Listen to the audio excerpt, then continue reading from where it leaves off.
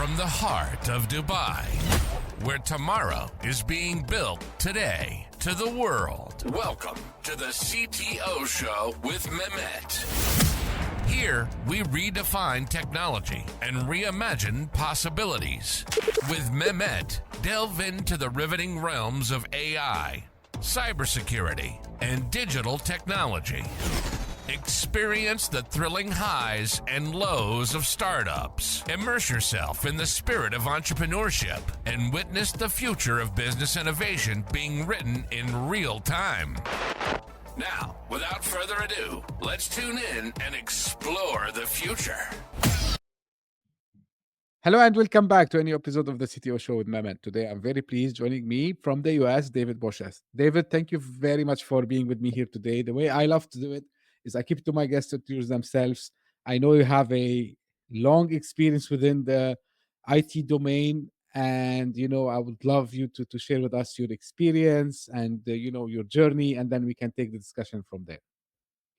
Sure, I'm excited for the podcast here today, and yeah, I have 32 years of experience at NCR Corporation as a executive director in the IT realm across various functions, but certainly end user compute, identity, and collaboration and security items, hardware and software asset management are all things that I touch. It's really the end user experience that I managed throughout my career.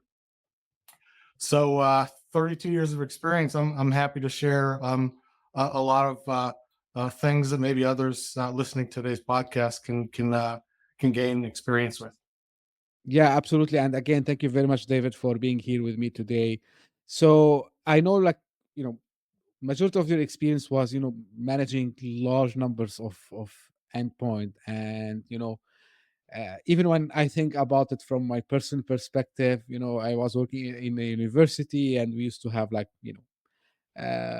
couple of hundreds, let's say, but for you it was like tens of thousands. So it's a daunting task. So Oh yeah. would you tell me from your experience what are some of the biggest challenges you have encountered in this area? Sure. Yeah. Thousands of endpoints are difficult to manage. Even if you've got, a process that is very good for one, when you open up a global community, you find that there's many challenges in reaching that global community from a centrally managed environment. Visibility to the assets, right? They may be offline, they may not, be online, and you want to make sure you have a clear site to access and administer and update those endpoints. That's often a challenge. You might have, customer engineers working in the field and don't boot up their laptop very often. So it becomes a challenge for you to reach those assets, to update them on a regular basis. You also have, the typical resistance of change from your employee population. I'm too busy to make this upgrade today. I've got other things to do. This is going to take 10, 15 minutes of my time, and I'm getting ready for something and I want to postpone it. There's a lot of reasons why people resist change. So you have to plow through those types of challenges to keep your environments updated. And of course, you've got variety of endpoints. We're not just Windows shop, we're Mac shop, and you use different tools for different environments all the time. So you have to have the skill sets across those different tools and repeated processes that work consistently across all your endpoints. That's a great perspective. So having a heterogeneous, let's say, environment, David, and this is just a question that popped out of my mind. Is it a myth to say we can truly unify the management? Because the reality is the operating systems are built in different ways. So Windows is not like Mac, it's not like Linux, it's not like Androids on and so on. So, and because the reason I'm asking you this, David, is when it comes to management, so we need to talk a lot also about compliance and security, and especially across large number of endpoints. So is it is there a way, or do you think the technology is converging in a way that we can really have this kind of a convergence to manage these different OSs and to make sure that the compliance and security across all these endpoints are there. I think we're headed in that general direction. I'm not sure we're there yet, but when you talk about tools to manage your environment across all the different endpoints that I discussed, you definitely have tools that say I can do it all, right? But sometimes you go after best in practice, you know the I guess the top magic quadrant, Gartner magic quadrant type resources for each of the different areas. You'll find different tools at the top, but I think we're not there yet, and having single set of tools that does it all. But I think we're headed that way. Now, the other thing to think about when we look at those operating systems, they're all you know getting updates at different intervals and times and things like that, and some of them might have more sensitive or um, more concerning issues that arise where you have to go after them in a different interval. So you're going to have a lot of variety coming from the vendors. So you have to be prepared to sequence and manage them, and using one tool versus two tools may not make that much of a difference. Got you. Now, of course, talking about the tools, so but there must be kind of a strategy that you found like most effective. And I'm pretty sure also, like David, you can shed some lights on it's not only about the large number of the devices and like the mix of operating systems. And I think what happened, especially after the pandemic, like people start to be like also like distributed Remote. more, remote work, and it became like also hard to to make sure that these devices, like these endpoints, are like getting the latest updates and the latest patches. So what was the strategy, or what's the strategy you think which was the most efficient and effective, whether like it's tool, whether it's like a strategy in overall, to make sure that the endpoint management is done the right way? Yeah, you need to be able to measure your progress, regardless of whatever tool you use. What's your coverage? When we talk about world class patching, you're you're over 95% patched on a monthly basis, or even more aggressive than that. So, how do you make sure that you're 95%? So you're using some of your tools to generate reports or endpoint inventory reports and things like that, but and you're constantly chasing failed updates. So you need to have resources dedicated to ensuring that you're um, going after the failed events. Um, and and then on the other hand, you need to enforce compliance with controls. So, I mentioned before there's some resistance, right? Well, while you can resist to update, you might have that level of control. At some point, you're going to lose access to the network, right?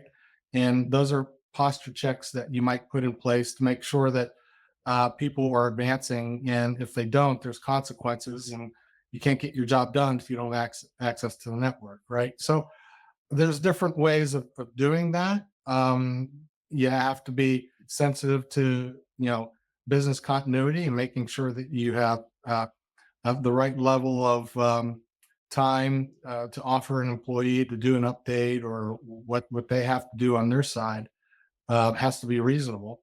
And then at some point you just cut them off.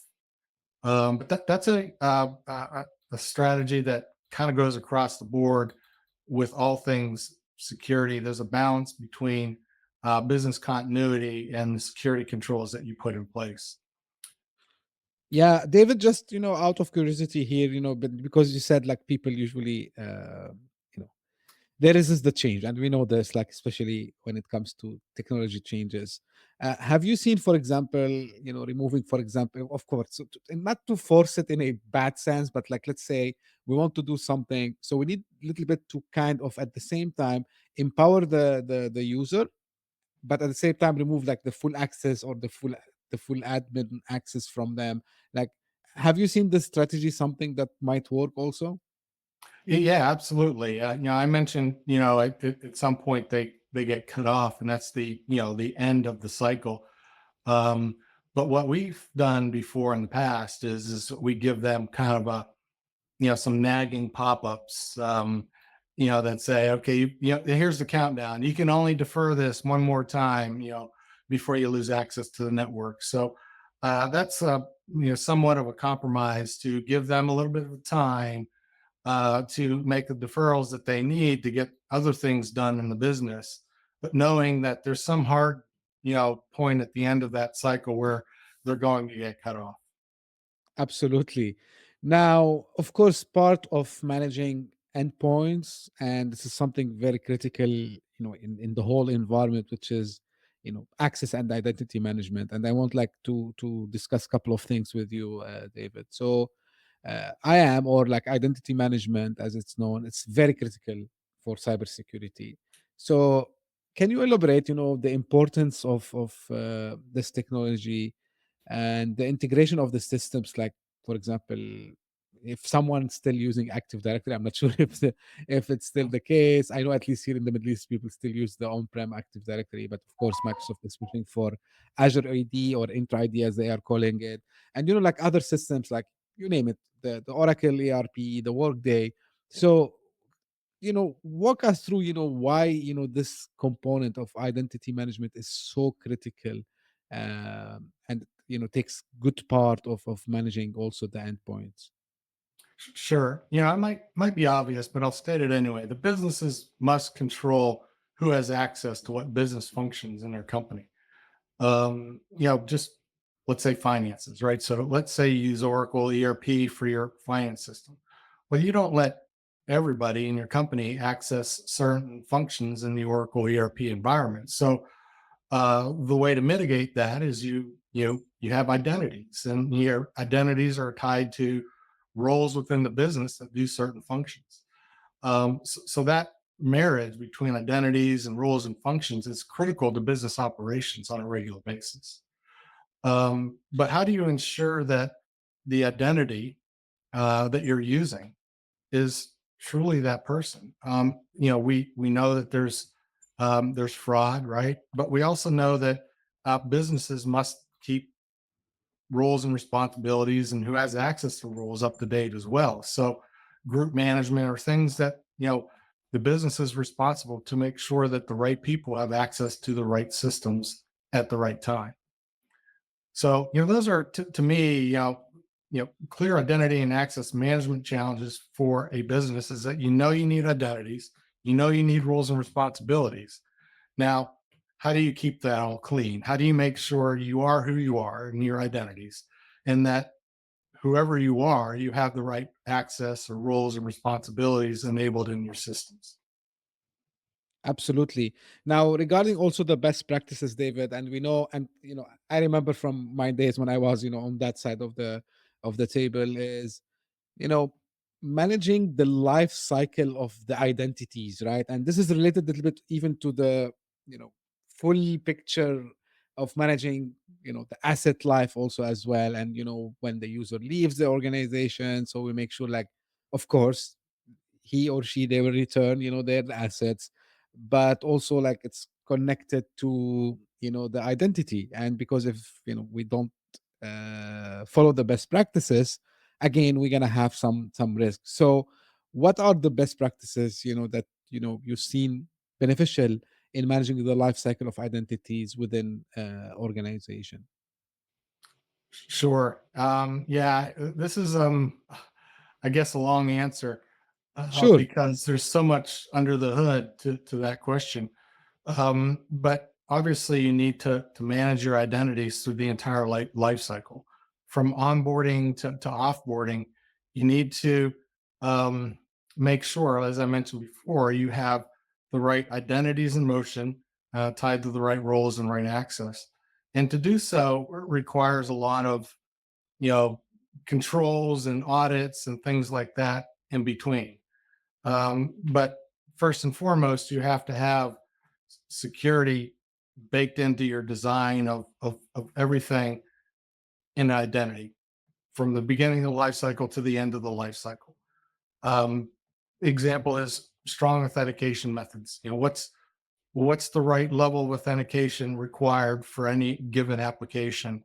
You might have different tiers of applications with different level of impact to the business. And based on that, you develop your authentication method. So authentication could be, just real simple access. If you're on the network and you're a managed device, you have access, right? Another might be, okay, well, let's present your credentials in a little bit stronger way. We need MFA. And, we can go down that security path into something a little bit less frictionless, like, passwordless and things like that over time.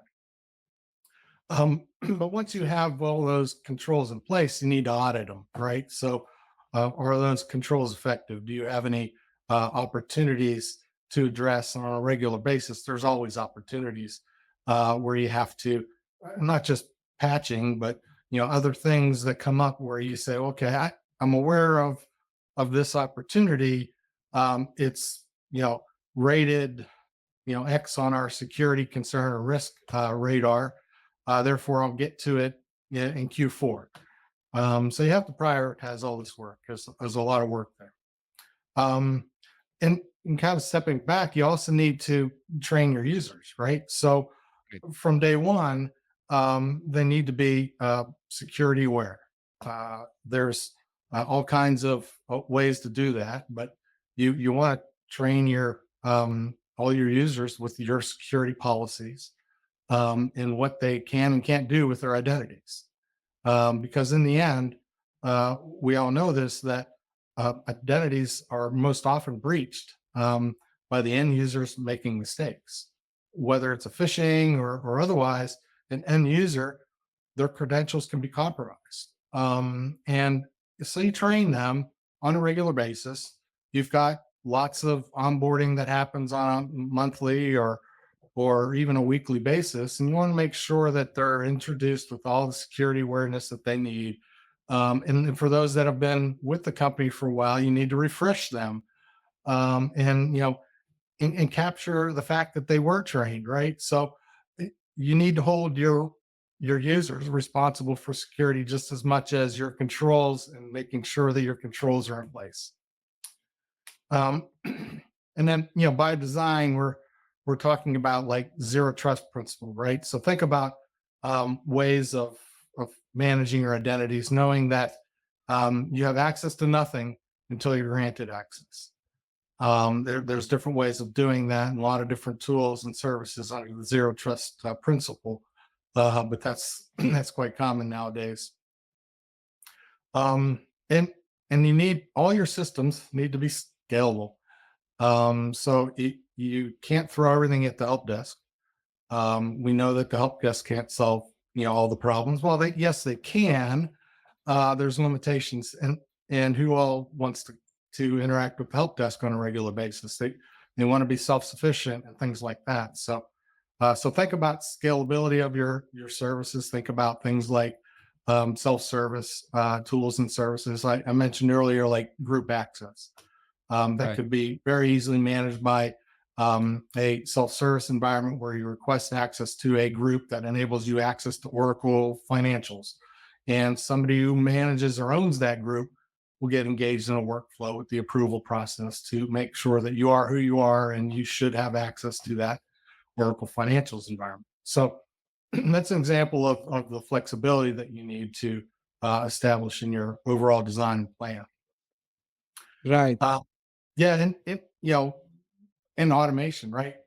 Let's push aside the whole process of self-service, but let's automate things where we can, right? We know that we're hiring a financial person into our organization.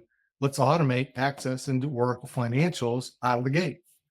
Role-based access should be part of your onboarding process, and that should just flow naturally and not engage a person to be doing that. Of course, you have to validate the identity up front, and we'll get into more of that discussion later. Yeah, absolutely. So you mentioned passwordless, David, and I know people are complaining since long time, like why we still use passwords, right? So it's a very hot topic. I know like there are like multiple initiatives by big vendors such as Microsoft, and rest of some of the big security players in the market that are pushing for passwordless. So first, like, in simple terms, like even for someone who might not be familiar, so if you can explain, the concept of passwordless, although like it's obvious from the name, but what I want also, David, to discuss, or if you can shed light on, is how I can implement it, and is it easy actually to implement it? So I know it's kind of loaded question, but and I think it's very important part, which is related to what you were discussing before about the authentication, which is again, it's the beginning of any cyber attack starts there. So I will let you explain that to us, David. Yeah, yes, strengthening our identities is something that's always ongoing. It's a journey, and it's not just something that you just turn on with a single configuration to get more secure. And the term passwordless presents an opportunity to the end user who's scrambling to keep track of all their different passwords and all these different systems. We know that's a constant struggle, and we know because we're measuring it with calls to the help desk and other things, right? So we know that our end users are struggling with their passwords, and when that happens, they might get fatigued or make mistakes, and their credentials get stolen or lost by cyber criminals, et cetera. So when you reduce the friction at the endpoint with the users, remove the need for passwords, it makes your environment much more secure, period. And going beyond that, there's different, editions of passwordless where you get to a true identity verification or validation step, which is kind of the next big thing in identity, is to, tie a lot of different things up front to getting a validation on an ID, and then storing that validation, and then using it for your next access. So it could be a combination of video. Um, you know, we know Windows Hello is a very simple passwordless approach on a Windows machine, but is it secure, and could it be more secure? Yes, it could be more secure, and that's where what I'm talking about with identity validation, where we take those types of concepts to the next level, and use the video interrogation along with some identity presentation. Could be a driver's license or passport or whatever combination of credentials that ensure you are who you say you are, and then that identity gets repurposed. So that's all, like I said, a journey, but it's all with less friction on the endpoint, and more security with our identity in the end. It's a win-win for everybody. Absolutely. But just one point regarding, few things that are happening currently, David, and because, just in a few weeks, I did some interviews. So there are concerns, when it comes, for example, to anything that is related to video or images that, AI can fake it. So how you are seeing, this blending of AI and deep fake and, with the passwordless concept, and people are like scratching their heads now, you know, with AI actually, of course, it's being used as we speak by the bad actors, and they're gonna leverage this to break in. So how do you see the technology, kind of being able to solve this dilemma, I would say, between leveraging, passwordless and the things you mentioned versus again bad actors again leveraging the same technology to break in? Right. Yeah. So, that's a great point. We know that in terms of cybersecurity, AI is um, a strong point for both sides of the fence. It's a strong point to help us improve our you know attack identifications and threat actors and things like that. But on the other hand, the cyber criminals have that same type of technology and are using it, like the deep fakes you mentioned. Um, but I think IDV in the approach and the strategy there is going to thwart those concerns because if you think about video, you're more likely to be using some infrared camera or capabilities that a pure image itself won't satisfy the security requirements. So I think and fingerprints, you can combine it with a bunch of different things that you feel is most secure for your organization, and that could vary by application. So one thing we didn't talk about was these adaptive controls. Sure. Whether you apply adaptive to MFA or identity verification, you could have progression or different levels of controls. And this whole fatigue thing, if you go from MFA into towards passwordless, you may have a tough journey because you have legacy applications. Maybe they don't support modern authentication, just LDAP or whatever, and it's a journey for you to get to that endpoint. But you can have stages to get there. Adaptive MFA is, I would say, a stage of getting to passwordless. Um, and to answer your question specifically on the AI front, we know that MFA is being um, addressed by cyber criminals and not as secure as we'd like it to be. And it's a piece of that journey.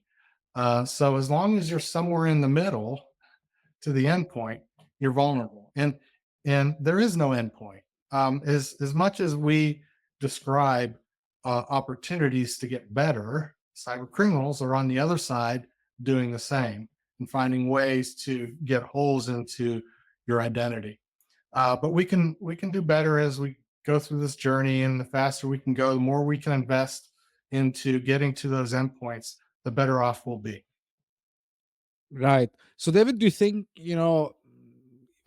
what you just mentioned, which is the combination of passwordless plus, the adaptive, concept that you also talked about. So, do you think we're gonna see it mainstream in the couple of few years from now? Because are we going to like see people stop using actual passwords finally? Because and I think, again, from returning to the endpoint, and this is something I used to see and I still see sometimes, people put their passwords on sticky notes, right? And they put it just in Sure. front of them. So when do you think we're gonna stop see this completely?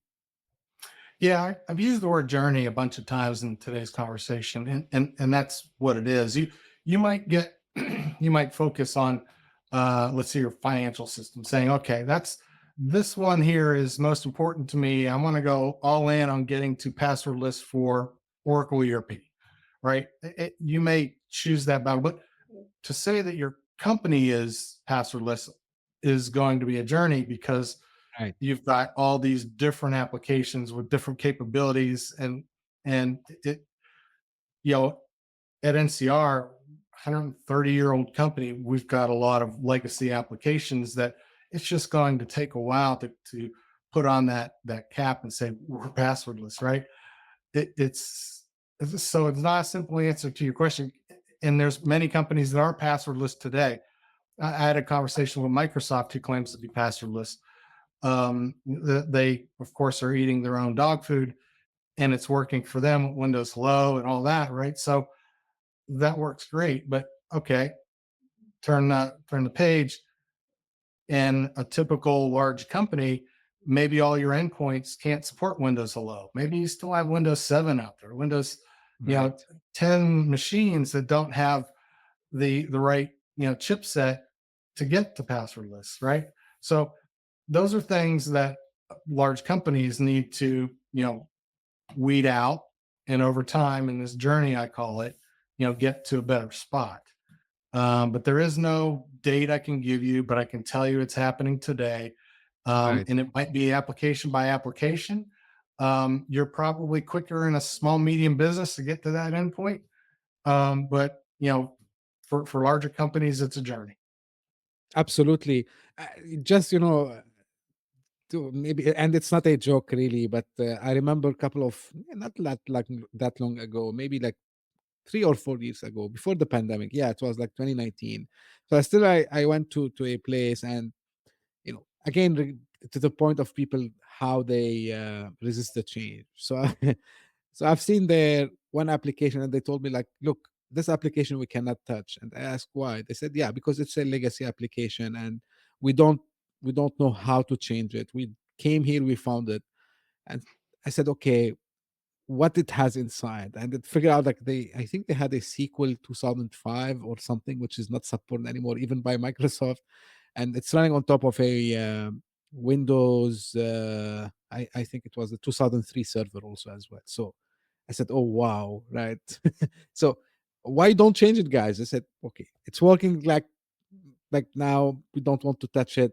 Let it break, and then we we would see." So like this is something really realistic, David. I've seen it hundreds of times, I would say, in my Y- career. Yeah, for sure.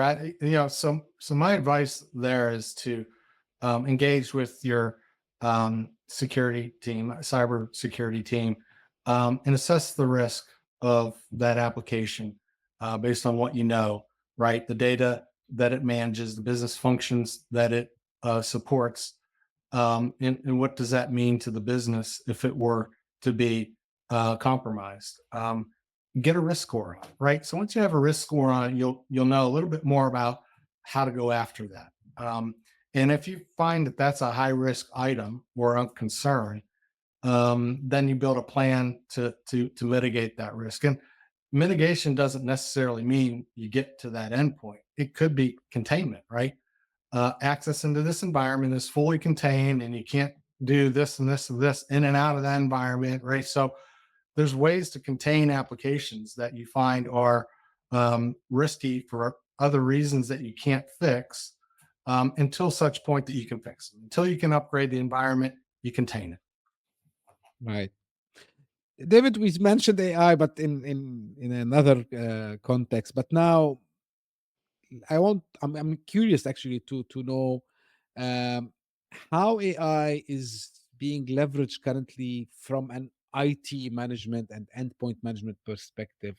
Uh, have Do we start to see some really cool technologies coming out, or are we still like waiting for the next breakthrough, cutting edge technology that would change even the way we think about IT management and endpoint management specifically? Where are we currently with the AI? Yeah, I'm excited to what AI offers to the IT organization. And at least in my organization, we buy a lot of tools versus building our tools environments. So we do lean on our vendors to bring that AI capability into the platforms and services that we use. And we're seeing more and more of this come through with each of our applications. Every vendor that we talk to, if they're not talking AI in a conversation, you should be surprised. So it's here. It's going to have an impact in the context of endpoint control and in identity.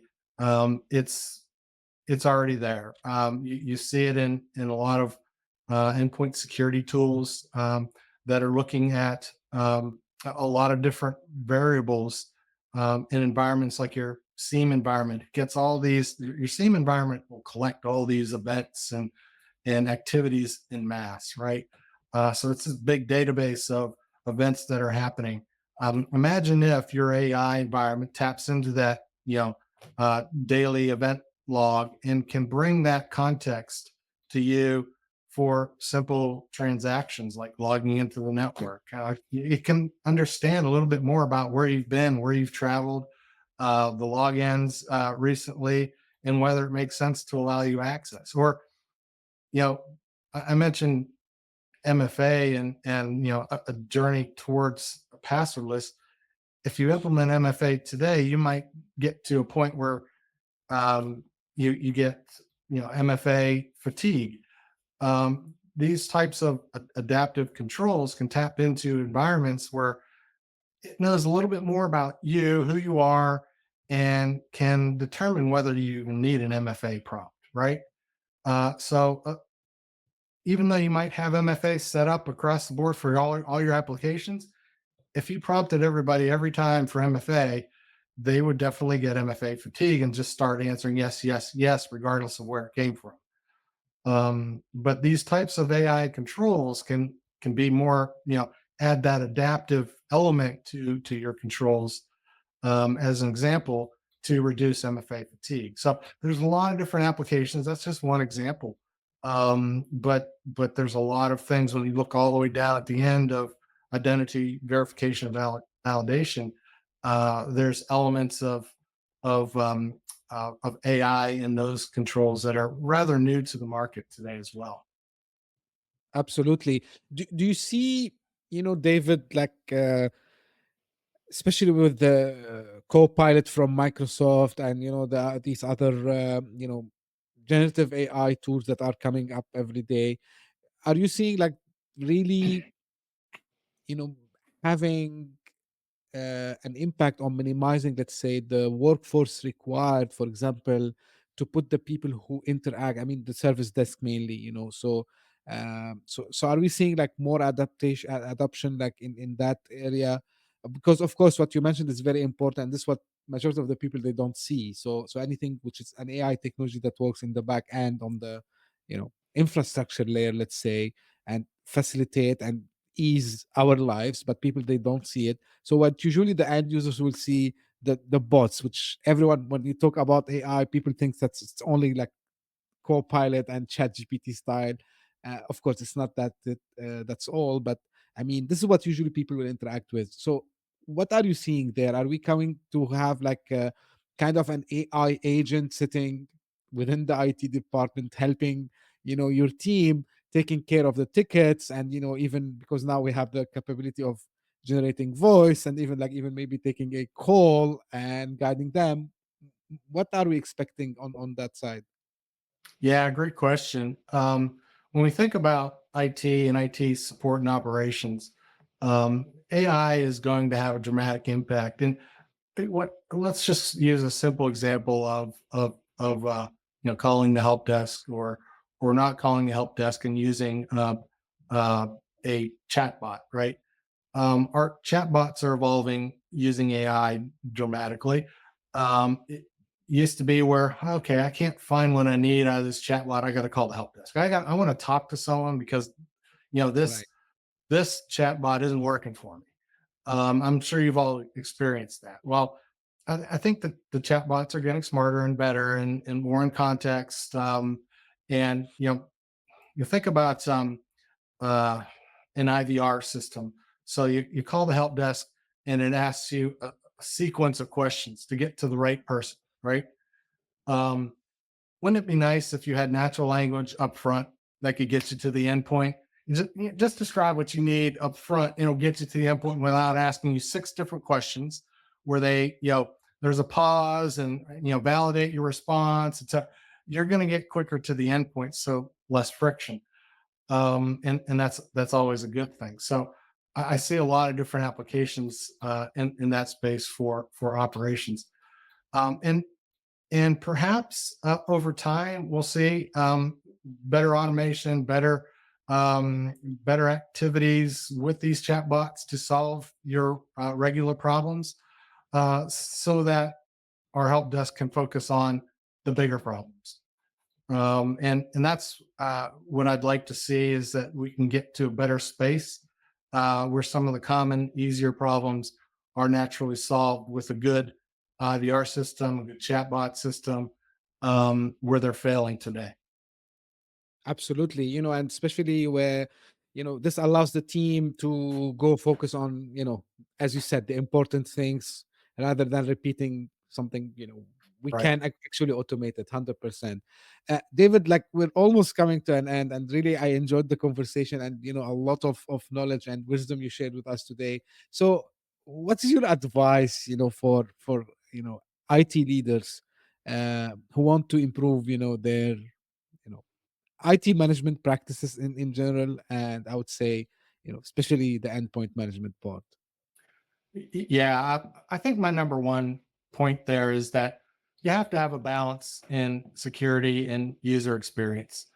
And there's a lot of different controls that we talked about today that if you just go and implement them all tomorrow, we know, that'll be a change disaster, right? You have to manage change effectively with your user, and balance the speed in which you move change through. So that's a top priority, and it caught us a couple times in the past at NCR. We, removing administrative capabilities on an endpoint. We went pretty aggressively with that, and it affected some of our software developers who happen to run code on their machine that has to install software. And oh, by the way, they didn't have administrative privileges on their machine to install that software. So it becomes a balancing act that you have to do on how you deploy security controls that remove that type of access. So that's just one example, but it's important that your business is successful and they can do the things that they need to do to get the job done. At the same time, you're improving your security posture. Um, and I mentioned before that getting to passwordless and ID validation is a journey. So you may your ears peaked and you have a strong interest in getting to that endpoint now. How do you get there?